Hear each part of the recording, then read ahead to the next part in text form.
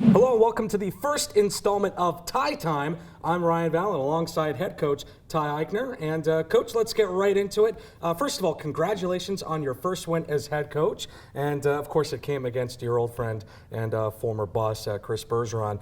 Let's go into that game, the process of preparing for that game, and the first game of the season. And you guys come away with a 7-4 win. First of all, thanks for having me on Tie Time. Happy to be here.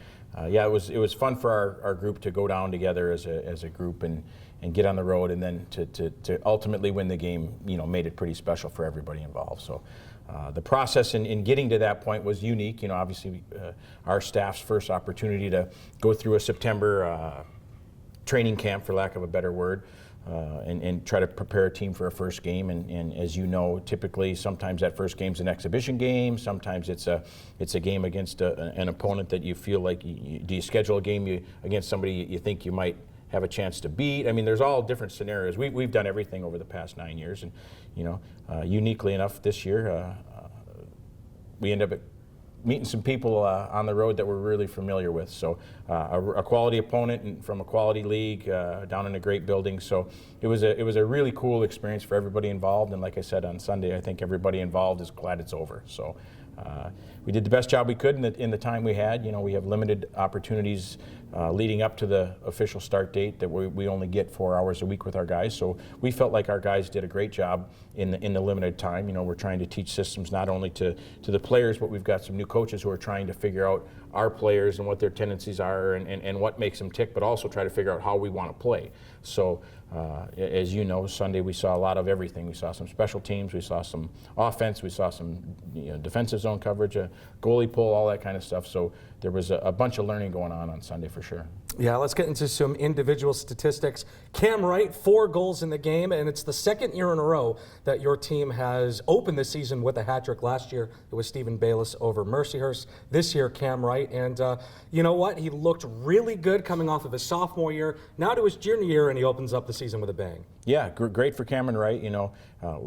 I think after the first period, I don't think anybody in the building would have said either team was going to score 7 goals, at 0-0, and then, it's 3-1 going into the third. So the game opened up a little bit, which we don't want to not, try to score goals, but we'd like it not to turn into, kind of racehorse hockey and go back and forth. But yeah, Cameron Wright had some chances early and potentially could have gotten, scored more than 4, but then he was bearing down and got some, power play goals and 5-on-5 goals. So he did a great job. I think, if you listen to Cameron talk about it, he got some opportunities and he took advantage of them.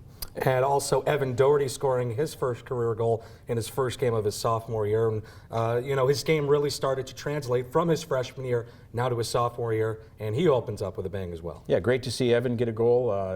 They had a nice face-off play and then control the puck and rebound. Evan stayed with it, and you could tell he was pretty excited to score that first goal, and the guys on the bench were excited for him. So really cool to have Evan score his first collegiate goal down there. All right, now on to this weekend. It's the Icebreaker, the second time that Bowling Green is in the Icebreaker, and they do get to host it at the Huntington Center.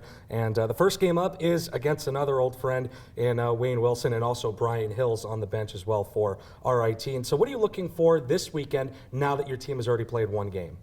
Well, we're trying to, playing on Sunday was a little unique for us because we gave the guys Monday off. I think if you look at this past weekend in college hockey, there were a bunch of games, some exhibitions, some regular season. Some teams played once over the weekend, some teams played twice. Some people played only Saturday, some Sunday. So us playing Sunday, we decided it was probably in our best interest to give the guys yesterday off, and we went back to work today. So, we played RIT a couple of times here over the past few years. We know that they're going to be well coached. We know they work hard. They've had a bunch of success over the past 5-6 years. They've been in a Frozen Four. They've had a bunch of players that have moved on and played pro hockey. So we know that they see this as a great opportunity for them to go, play a quality opponent, and I can't imagine anybody would be more excited to take down the Falcons and Brian and Wayne. So we think it's going to be a great opportunity for our guys to play a quality opponent up in a great building in the Huntington Center. And lastly, Ohio State and Western Michigan are the back half of that as well, and potential to play Western Michigan 3 straight games in a row. Yeah, we'll see how it works out. it's something, I'd be lying if I said we hadn't thought about it, but our focus right now is, we've got a game at 8 o'clock on Friday night against RIT, and what happens after that, we'll see. But if that happens and we know we're going to have to be ready to go against a team, it'll be like a series in junior hockey or pro hockey where you're playing the same team back to back, kind of a unique situation, but we'll cross that bridge when we get to it. All right, that is Ty Eichner on the first installment of Ty Time. Of course, you can catch the first game of the Icebreaker on the Falcon Radio Network. I'll have you covered starting with the pregame show at 7:30 p.m. when the Falcons host RIT from the Huntington Center. We'll talk to you next week.